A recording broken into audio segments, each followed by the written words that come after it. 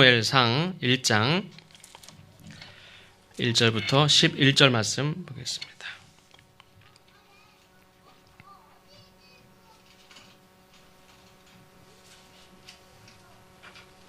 한 절씩 교독하시고 마지막 절은 같이 읽겠습니다. 에브라임 산지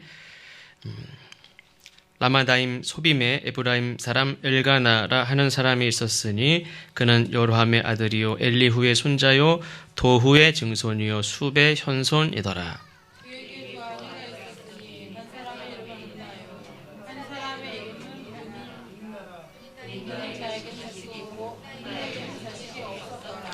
이 사람이 매년 자기 성읍에서 나와서 실로에 올라가서 만군의 여호와께 예배하며 제사를 드렸는데 엘리의 두 아들 흠니와 비느하스가 여호와의 제사장으로 거기에 있었더라.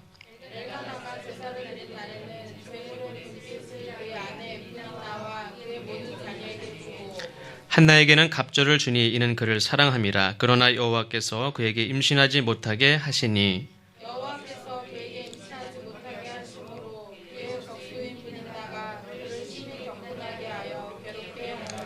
매년 한나가 여호와의 집에 올라갈 때마다 남편이 그같이 하매 분인나가 그를 격분시킴으로 그가 울고 먹지 아니하니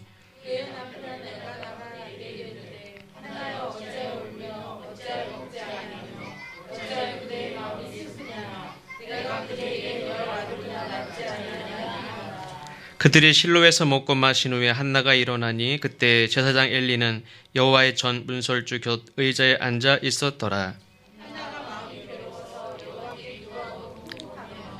서원하여 이르되 만군의 여호와여 만일 주의 여종의 고통을 돌보시고 나를 기억하사 주의 여종을 잊지 아니하시고 주의 여종에게 아들을 주시면 내가 그의 평생에 그를 여호와께 드리고 삭도를 그의 머리에 대지 아니하겠나이다.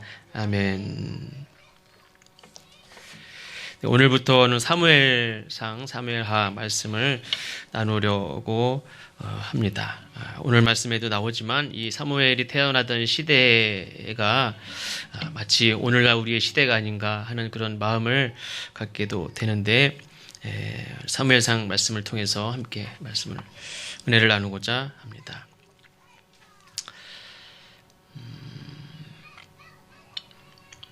유교 문화에서 이혼의 조건이 된다고 하는 이 칠거지약이 있습니다. 이건 여자에게 된다는 말씀입니다. 이야기죠. 사실은 자세히 보면 남자에게도 얼마든지 적용이 될 수 있는 내용임에도 불구하고 여자들에게만 적용이 되었었던 조건입니다. 내용을 보면 시부모에게 순종하지 않음, 아들이 없음, 음탕함, 투기함, 나쁜 병이 있음, 말이 많음, 도둑질을 함, 이 7가지 조건들에 해당이 되면 쫓겨났습니다. 아무 말도 없이 그냥 쫓겨나도 친정에서도 아무 말도 못하는 사실 이게 애매한 부분들이 많이 있을 수도 있습니다. 그래서 예전에 우리 어머니들이 이런 것들 때문에 고생을 말로 할 수 없이 많은 그런 고생을 했는데 그 중에 하나가 이제 아들이 없는 겁니다. 지금은 나 때문에 아들이 없느냐? 그 남편 때문에 남편이 아들을 낳을 수 없는 조건도 있는데 예전에는 그런 걸 알 수가 없으니까 그냥 아들이 없으면 다 내 탓인 줄 알고 그냥 그렇게 오랜 세월을 살았습니다. 어쨌든 그것 때문에 한 여인이 말로 할 수 없는 그런 고통을 당하고 쫓겨나기도 하고 죽기도 하고 스스로 인생을 포기하기도 하고 그랬습니다. 이 사무엘상 1장 앞부분에 보면 이 엘가나의 아내 한나라는 사람이 나오는데 이 한나가 경험한 고통이 기록되고 있습니다. 한 가지는 자식이 없는 거죠. 우리나라도 그랬듯이 이 이스라엘 문화에서는 아들이 없다는 것은 그냥 없을 수도 있지. 그게 아니라 하나님의 저주를 받은 것 같이 사람들이 얘기해도 아무 말도 못할 정도로 그런 문화였었습니다.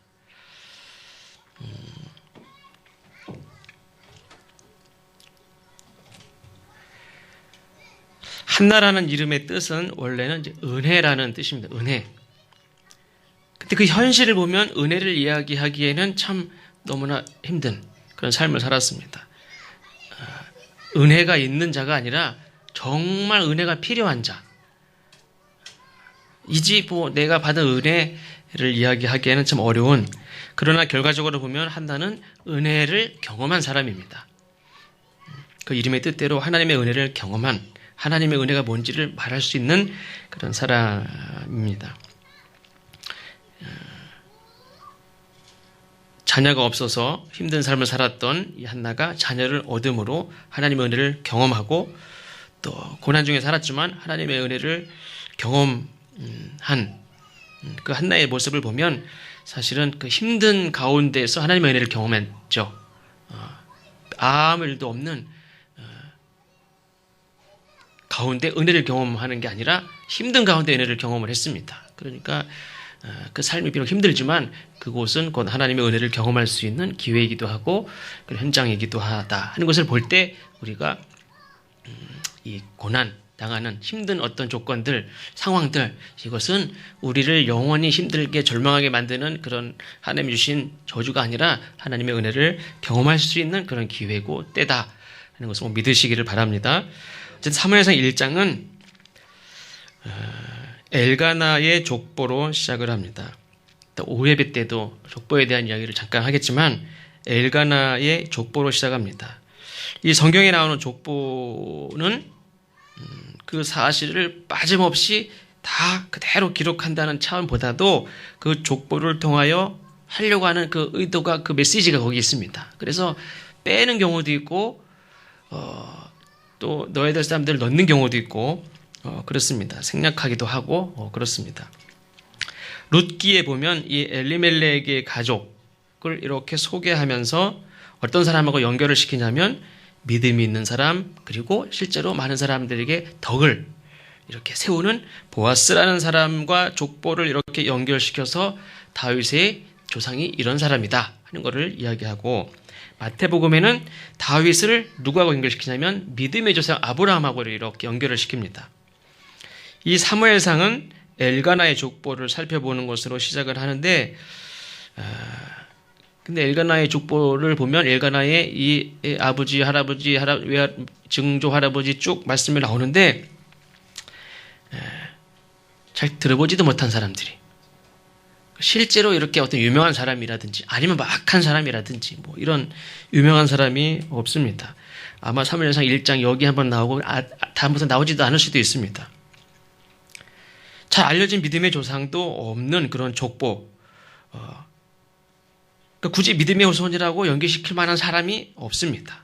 그러니까 엘가나라는 사람은 그런 별로 내세울 만한 족보가 없는, 족보상에도 별로 내세울 만한 사람이 없는 그런 집안, 그런 배경에서 엘가나라는 사람이 등장을 하는데, 그래도 엘가나라는 사람의 족보가 나오면서 사무엘상 1장이 시작이 되니까 그러면 엘가나라는 사람이 이스라엘의 어떤 새로운 시대를 여는 훌륭한 인물이 되느냐?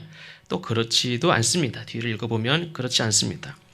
혈통적으로도 자랑할 만한 조상이 없는 집안, 뭐 들어보지도 못한 그런 사람들이 할아버지, 증조 할아버지고 그렇습니다. 그러니까 소위 아무런 배경이 없는 그런 집안의 한 남자 엘가나. 엘가나가 주인공이냐? 엘가나가 주인공이 아니라 그의 아내 한나. 이스라엘도 그렇고 우리나라도 그렇고 아무 집안의 배경도 없고 힘도 없고 유력한 사람도 없고 그런 집안에 시집 온 사람이 한나입니다. 그 한나라는 여인이 이 사무엘상을 시작하는 중요한 인물로 등장을 합니다. 혹시 내가 시집 온 집안이 정말 보잘것이 없고 자랑할 만한 것이 없는 집안이라고 할지라도 오늘 어느 집안의 한 남자의 아내가 되시는 분들, 혹시나 했는데 역시나 그냥 아무것도 없는 집안에 시집 오셨다고 할지라도 한나와 같이 새로운 시대를 여는 한나와 같은 기도의 어머니로서 한 시대를 이렇게 하나님의 역사를 시작하는 그런 귀한 가정을 또한 세우는 주인공이 되시기를 주의 이름으로 축원합니다. 그런데 한나는 감당하기 힘든 어려움이 있었습니다. 시대적으로도 정말 어려운 시대에 있었고, 시대가 바뀌었어도 다 각자가 경험하는 그런 어려움들이 다 있겠지만, 한나에게는 어떤 어려움이 있었는가 하면 첫 번째로는 앞에서도 말씀드린 대로 자식이 없었습니다. 요즘에는 뭐 자식을 일부러 안 둡니다. 거치장스럽게 자식 때문에 내 인생을 손해볼 수 없어.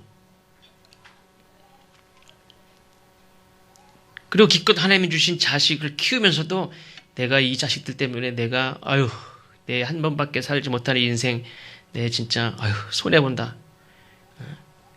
억울한 마음으로 사는 사람도 있어요.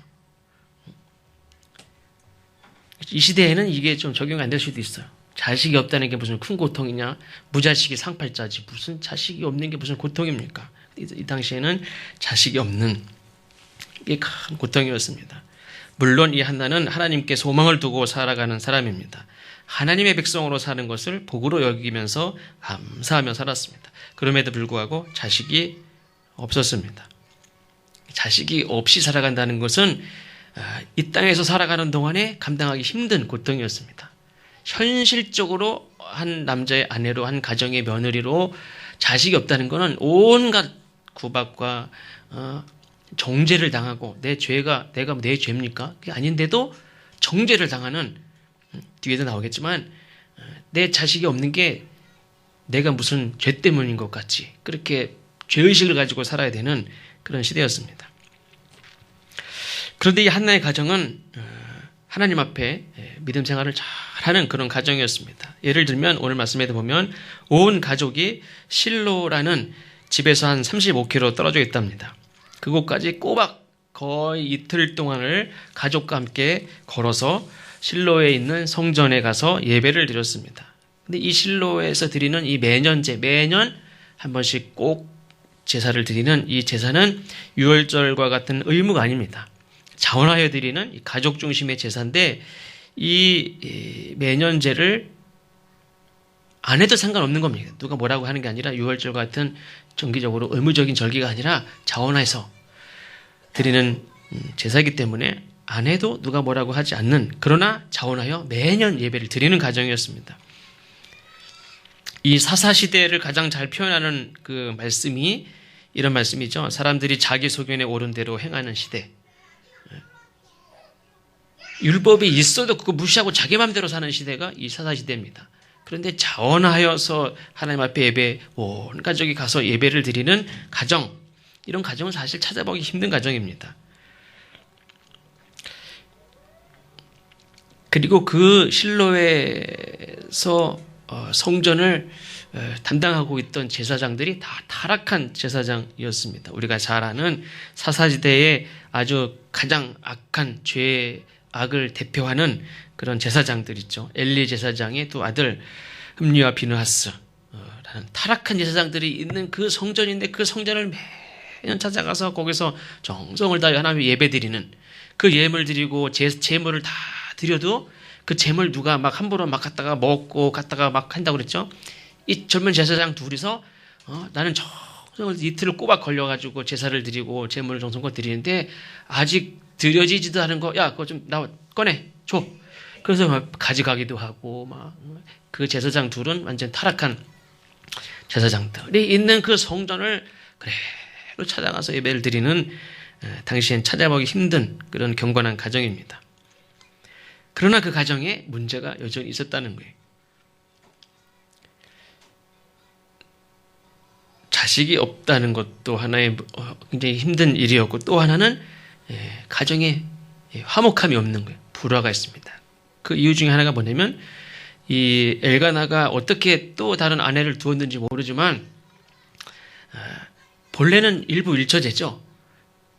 오늘 큐티 이렇게 나눠진 그 큐티 말씀에 보면 이번 주 수요일 날에는 우리 한국 초기 그리스도인들의 신앙 고백 중에서 전에는 예배당을 지으면서 예배당에도 하나님의 향한 신앙의 고백이 거기에 담겨져 있고 그냥 진 게 아니라 또 그들의 찬송가들 속에도 우리의 신앙 고백이 담겨져 있다 이런 말씀을 했고 이번 주 수요일 날에는 이 교회들마다 이렇게 좀 세월이 흐르면서 우리가 가진 신앙은 이것입니다 라고 고백을 하는 그런 고백들이 이제 나타나기 시작하는데 공동체의 고백들이 나타나는데 그 우리 감리교회는 1930년에 원래 감리교회는 미국의 남감리회, 북감리회 이 두 개가 교파가 다르게 있습니다. 그 웨슬리 목사님의 그런 신앙을 본받고 또 가르침을 받고 예수님을 따르는 그런 감리교도들이 교파가 좀 있습니다. 근데 그런 남감리에 북감리가 있는데 따로따로 교파가 들어왔는데 우리나라 사람들은 왜 똑같은 감리교, 똑같은 웨슬레 목사님의 가르침을 받고 도전을 받고 우리가 함께 가는데 왜 굳이 교파를 다르게 하느냐? 하나로 합치자. 그래서 우리나라에서만 이게 합쳐져서 한 감리교가 된 겁니다. 미국은 남감리교, 북감리교 이렇게 있을 때 우리는 우리 스스로 합쳤어요. 그리고 선교사가 감리사가 하고 선교사가 감독이 하는 게 아니라 우리나라 한국 사람을 최초로 감독을 스스로 우리 본토인을 감독으로 세우고 우리 스스로 연회를 열고 이렇게 해서 처음 1930년에 감리교회 합동이 이루어지고 거기서 우리의 신앙은 이것이다 하는 것이 이렇게 고백을 했는데 특별히 이 사회에 대해서 우리 감리교인들은 이 사회에 대해서 하나님의 뜻이 무엇인지를 하나님의 뜻은 이거다라고 그 신앙을 고백하면서 우리는 그리스도인으로서 감리교인으로서 이 사회에서 책임 있게 우리의 삶을 이렇게 살아가야 된다 하는 것들을 공부한 내용 중에 있는데 그 중에 하나가 일부 일처제입니다.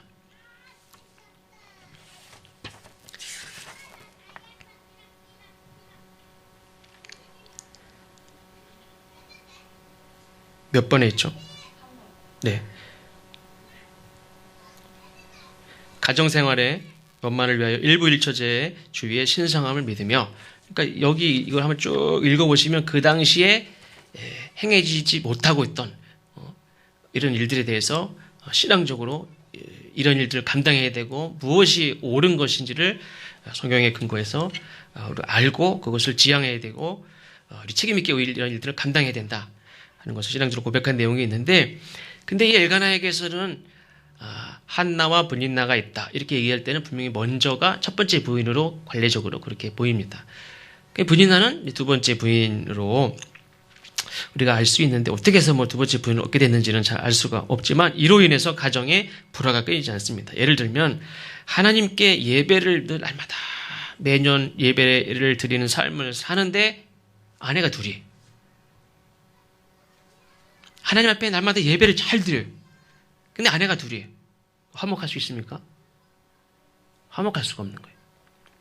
하나님의 예배를 잘 드리는 것도 중요하지만 예배를 드리는 것 이전에 먼저 아내가 둘이면 하나님도 그 여자 둘을 화해를 시킬 수가 없어요. 이미 하지 말라는 거를 한 상태에서 이미 조합이 잘못된 거예요.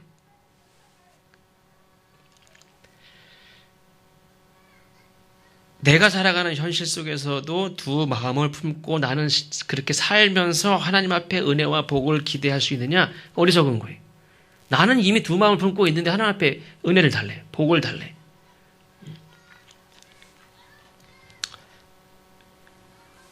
이게 구조적으로 이미 잘못 이게 조합이 됐어요. 날마다 예배를 드리고 하나님 앞에 은혜를 구하지만 너무 어려운 문제예요. 실제로 내 현실은 이런 문제로 인해서 계속 갈등이 발생이 돼요. 두 번째 한나에게 자식이 없는 고통 외에도 또 어떤 고통이 있냐면 지금 말씀드린 대로 남편의 또 다른 아내 브닌나의 핍박으로 인하여 고통을 당합니다. 브닌나의 이름은 열매로 무성한 가지라는 뜻을 가지고 있는데 그 이름의 뜻과 같이 자녀가 몇 명인지 모르지만 자녀들이라고 복수를 쓰고 있습니다. 근데 자식이 없어서 괴로워하는 한나를 괴롭히는 거예요. 이유는 남편이 한나를 더 챙긴다, 더 사랑하는 것 같이 보이는 거예요. 예를 들면 실로에 가서 온 가족이 가서 제사를 드리고 그 제물을 이제 브닌나와 그 모든 자녀들에게 주고 이렇게 성경에 나와 있죠. 모든 자녀들에게 다 주고 그리고 한나에게는 갑절을 주었다 이렇게 기록되어 있습니다. 물론 5절에 보니까 사랑하기 때문에. 그러니까 브닌나는 내가 남편을 통해서 아이를 많이 낳았지만 알죠? 남편이 누굴 더 사랑하는지 알아요. 이 자식을 여러 낳았다고 해서 이거 가지고 남편의 사랑을 놔둘 수가 없다는 걸 알아요. 그러니까 더 막 질투가 나는 거예요. 그리고 실제로 재물을 갑절을 더 주는 거예요. 근데 그거를 자식이 없으니까 남편이 더 챙긴다 이렇게 생각할 수 있지만 이거는 단지 감정적인 문제가 아니에요. 브닌나의 입장에서는 그렇지 않습니다. 자녀가 많아도 남편 엘가나는 실제로 이 갑절을 더 준다는 건 실제로 그 당시 관습에 있어서는 장자에게 더 줍니다. 이를 실제로 어떤 내가 무슨 일을 해서 100만 원을 벌었다. 그럼 이 사람은 10만 원 주고 이 사람은 20만 원 준다. 그거 자체가 장자를 인정하는 거예요. 자식이 없지만 늘 장자같이 자식이 없는데 어쨌든 첫째 부인이에요. 근데 자식이 없는데 늘 첫째 부인과 같이 큰아들이 있는 것 같이 늘 이렇게 주는 거예요. 근데 거기에 아들이 생겼다. 큰일 나는 일이에요. 부인나 입장에서는 자식이 많아도 소용이 없어요. 이 부인을 늘 사랑해. 더 가까이 하고 사랑하는 거 나도 알아요. 그리고 늘 갑절을 줘요. 그 첫째 부인을 처다들이 없지만 있는 것 같이 늘 세워주고 챙겨준단 말이에요. 그러니까 이 부인나는 아들을 많이 낳았어도 여전히 자기는 두 번째. 그러니까 계속 괴롭혀요. 아들이라도 하나 딱 나면 나이는 어릴지 모르지만 법적으로 차지하고 있는 아들이 없으니까 자기가 장자의 어머니라고 생각할 수 있지만 만약 아들이 생기는 날에는 이거 다 끝나는 거예요. 그러니까 그 내 자녀에 대한 상속의 문제에 있어서는 이 어머니로서 아주 예민한 거예요. 그래서 이 부인을 계속 괴롭히고 정죄하고 아들이 없는 거를 기정사실화하고 괴롭히고 당신의 인생은 하나님께 저주받은 인생이야. 뒤에도 나오겠지만 그렇게 얘기합니다. 그러니까 이 자식 문제에 있어서는 남편이 보이지 않아요. 남편이 중요한 게 아니에요. 그 예가 뭐냐면 다윗이 나이가 들어서 삼국이 아니죠. 남쪽 북쪽을 다 통일하고 나라를 넓히고 부강한 나라가 됐고 다윗이 나이가 안 듭니까? 나이가 들어가지고 병상에 그렇게 용맹하던 다윗이 침대에 누워서 잘 일어나지도 못할 정도로 이제 병들어서 죽기만 기다리고 있습니다. 하루. 어떻게 하면 기력이 좀 회복되게 할까? 그 신하들이 젊은 처녀까지 침대에 넣기도 했어요. 그게 문제가 아니에요. 이미 기력이 다 했어요. 죽기만 기다리고 있습니다. 근데 그 기력이 없어서 이제 하루하루 죽기만 기다리고 있는 다윗은 날마다 찾아와가지고 쪼르고 괴롭히는 사람이 있었는데 그 사람이 누굽니까? 솔로몬의 어머니 밧세바예요. 이렇게 잘못 흔들면 그냥 죽을지도 모르는 다윗을 날마다 와가지고 조르는 거예요. 뭘 조릅니까? 내 아들을 빨리 왕으로 세워달라고. 죽어가는 남편을 붙잡고 어서 빨리 죽어도 안 돼. 죽으면 큰일 나. 죽더라도 내 아들 왕으로 세우고 죽어. 죽으면 안 돼. 빨리 내 아들을 왕으로 세워.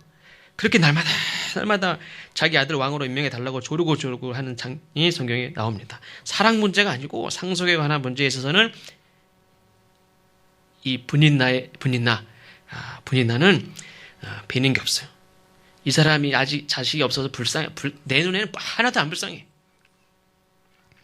그로 인해서 발생하는 갈등, 어떤 비밀이나 싸움도 생기죠. 왕조들, 내가 왕일 때 부인 여럿이고 아들이 많지만 내 대 끝나면 어떻게 됩니까? 비밀이라는 싸움이 시작되는 거예요. 다 집안이 엉망이 돼요. 그래서 성경에는 한나에게 있어서 이 분인나라는 존재를 어떻게 표현합니까? 적이라고 표현해요. 적. 화목할 수 없는 존재. 매년 하나님 앞에 제사를 드리지만 그 매년 제사를 드리는 것은 가족의 화목, 하나님의 은혜를 누리고 온 가족이 화평을 이루고 사는 그것을 목적으로 하고 예배를 드리지만 그 매년 하나님 앞에 예배를 드릴 때마다 발생하는 건 늘 갈등과 싸움과 질투와 시기, 괴롭힘 이런 것들이 발생합니다. 세 번째 한나가 당하는 고통 중에 하나는 남편 때문입니다. 물론 남편은 한 달을 괴롭히려고 하는 의도를 가지고 괴롭힌 건 아닙니다. 근데 이 분인나에게 위로의 말을 하는데 그 위로의 말이 이렇게 들어보면 오히려 속상하게 하는 말이 한편으로 잘 들어보면 그냥 잘못하면 화도 날 수 있는 그런 말이 낙심되게 하는 말이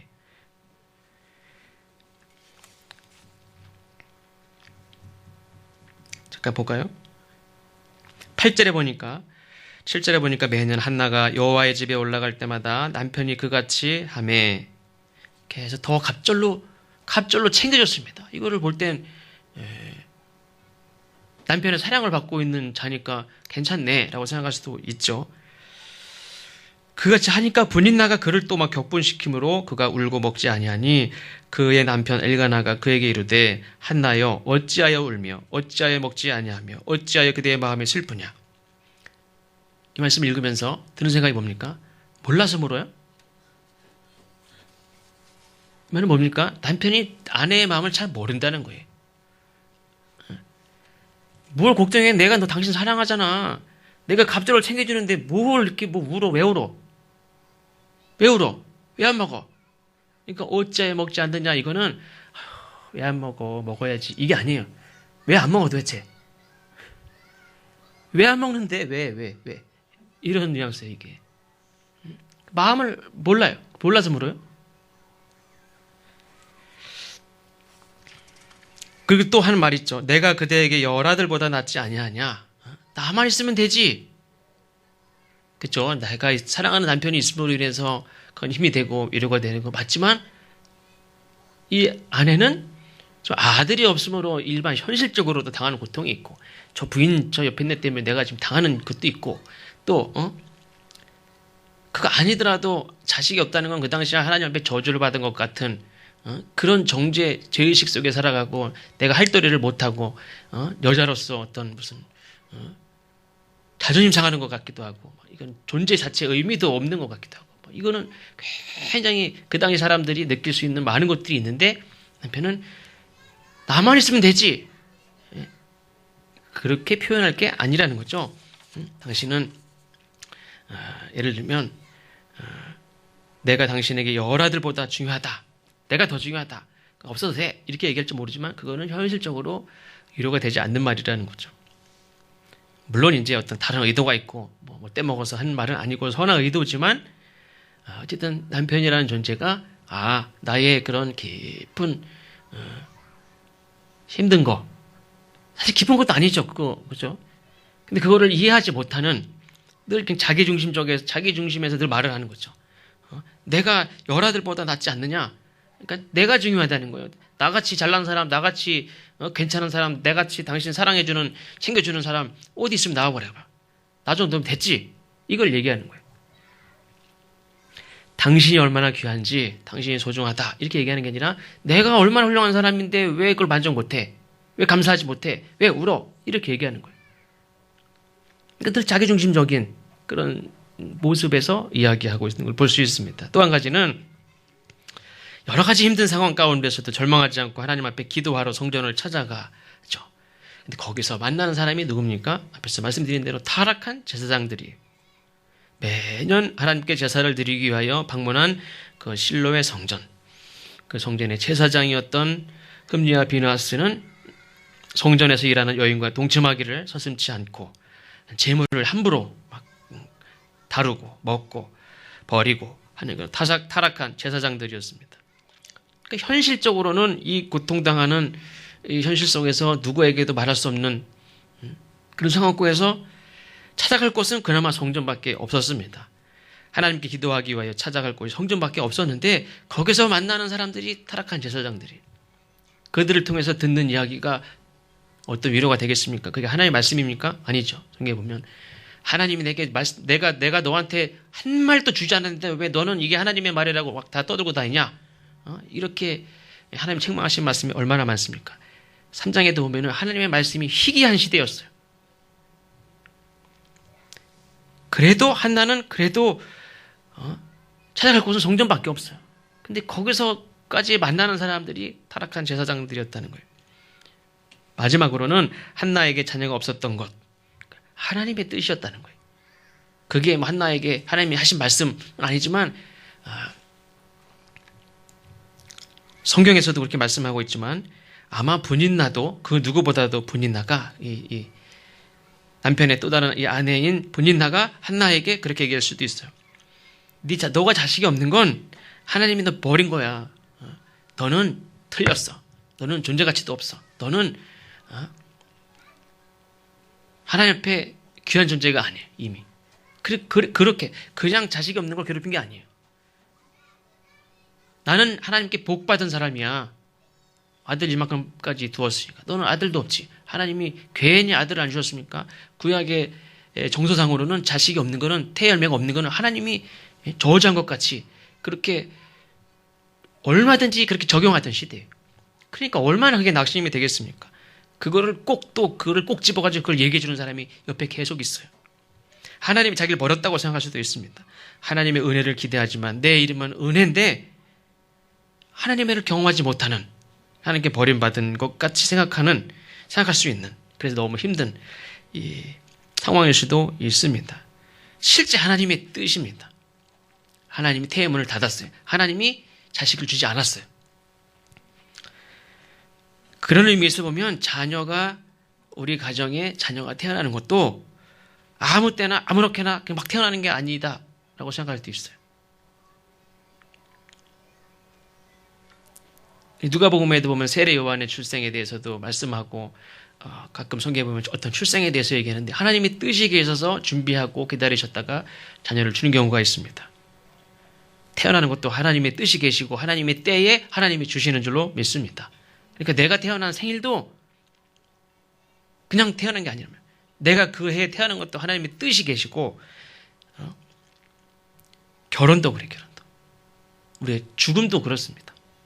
우리의 모든 삶에 내가 결혼하고 아이를 낳고 죽는 건 내가 결정하지 못하지만 모든 것들은 다 하나님의 뜻이 계시고 하나님의 때에 하나님이 행하시는 줄로 믿습니다. 한나에게 사무엘이 자녀를 주지 않는 건 하나님의 계획 가운데 주지 않고 계신 거예요. 어느 때에 가서 그때 하나님이 아들을 주셨어요. 그리고 그때부터 하나님의 역사가 또 시작된단 말이에요. 그건 하나님의 계획 가운데에서 하나님이 그렇게 하신 거예요. 물론 한나에게 힘든 시간입니다. 이 모든 일은 하나님이 지금 계획 가운데 진행을 하고 계셔요.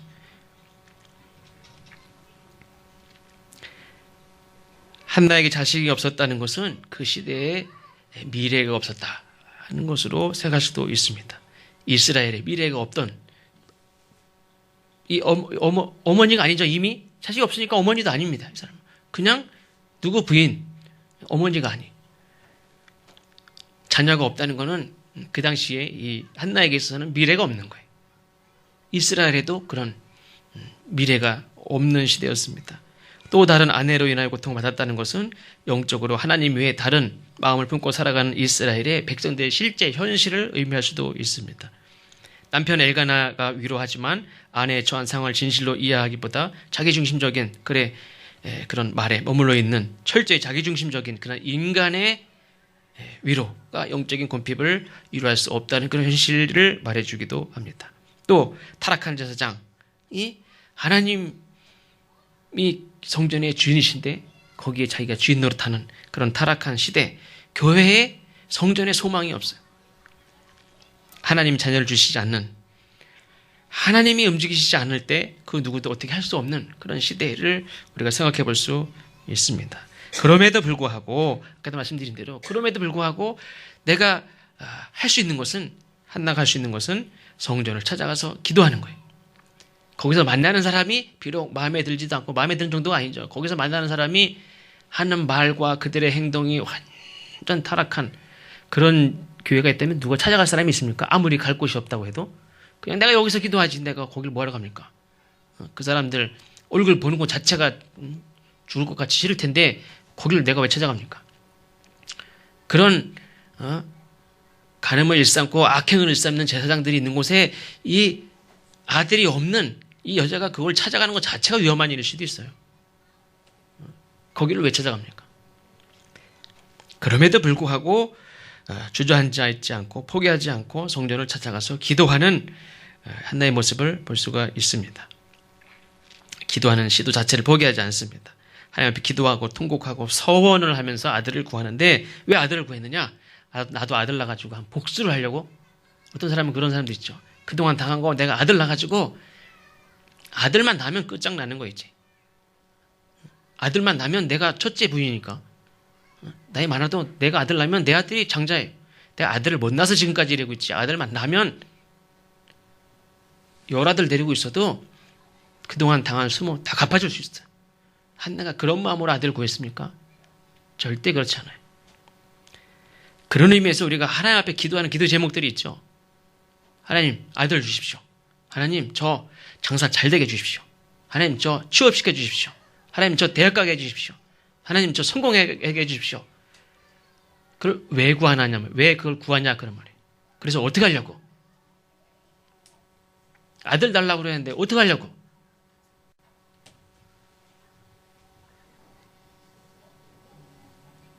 아들 주면 어떡할 건데?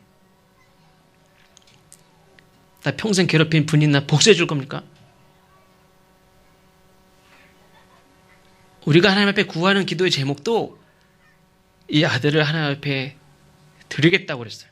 하나님의 뜻대로 하나님의 영광을 여러 아들 데리고 있어도 그냥 그 힘든 옆에 나는 그냥 괴롭히는 그런 여자 말고 나는 아들을 하나만 주셔도 이 아들을 통해서 하나님께 쓰임받는 자녀를 나 다음 후손 이 자녀를 하나님께서 마음껏 쓰시는 자녀로 드리려고 하나님을 위하여 하나님 영광을 위하여 자녀를 구하고 그렇게 하나님께 기도했다는 거예요.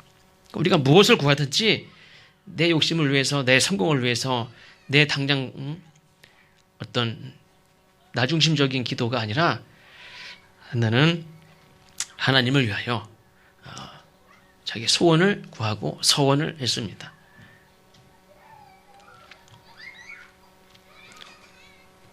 자기를 괴롭히는 그 분인 나에게도 머리끄댕이 잡고 싸우고 따지고 얘기하지 않고 자기의 마음을 헤아리지 못하는 남편에게 이야기한 것도 아니고 누구에게 이 이야기를 이야기합니까? 하나님께. 자기가 살아가는 어디를 가도 위로받지 못하는 곳이지만 그래도 하나님 앞에 나와서 기도할 때 하나님의 위로를 얻고 희망의 그런 끈을 놓지 않고 희망의 씨를 심었는데 그게 바로 기도입니다. 기도. 하나님은 모른 척하는 분이 아니라고 그랬죠. 그리고 하나님 분명히 들으시고 하나님 귀머거리가 아니라고 그랬어요.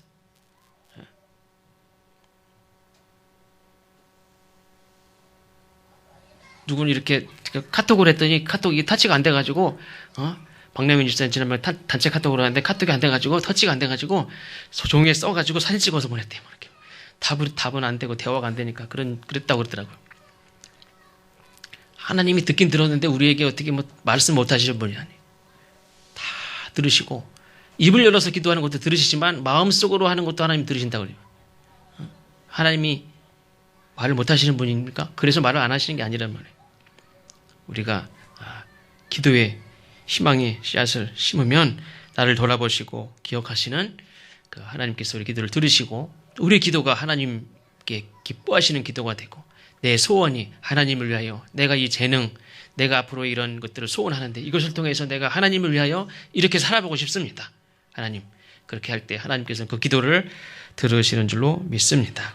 우리가 힘든 가운데서도 늘 하나님을 향하여 기도하는 그 시도를 포기하지 않고 기도하심으로 때가 되면 하나님께서 한나에게 아들을 주심으로 그 아들을 하나님께 또 서원을 분명히 또 지켰습니다. 다음 주에 말씀드리겠지만 그렇게 할 때 하나님께서는 그 기도한 대로 그렇게 응답받았을 때에 그 하나님 앞에 서원한 대로 이렇게 지킬 때 그 아들이 하나님이 귀하게 새롭게 침묵하시던 하나님이 그 아들을 통해서 그 일들을 이루어 가셨던 것처럼 우리 특별히 어머님 된 자들 하나님 앞에 자녀들을 위해서 축복하고 기도하는 것들을 쉬지 않고 기도할 때에 어떻게 보면 사무엘도 그런 이야기를 했죠. 나중에 이 백성들을 위하여 기도하는 일을 쉬는 죄를 범치 않겠다. 이게 어머니에게서 배우지 않았나 생각이 듭니다. 기도하지 않는 걸 죄로 여겼습니다. 기도하는 것을 쉬는 걸 죄로 여겼습니다. 그 어머니가 포기하지 않고 날마다 기도의 끈을 놓지 않고 기도했을 때에 그 아들이 하나님 앞에 백성들을 위해서 기도하는 선지자로 세우신 것처럼 기도함으로 하나님의 은혜를 실제로 경험하는 저와 여러분 되시기를 주의 이름으로 축원합니다. 기도하겠습니다. 하나님 우리에게 어떤 상황 가운데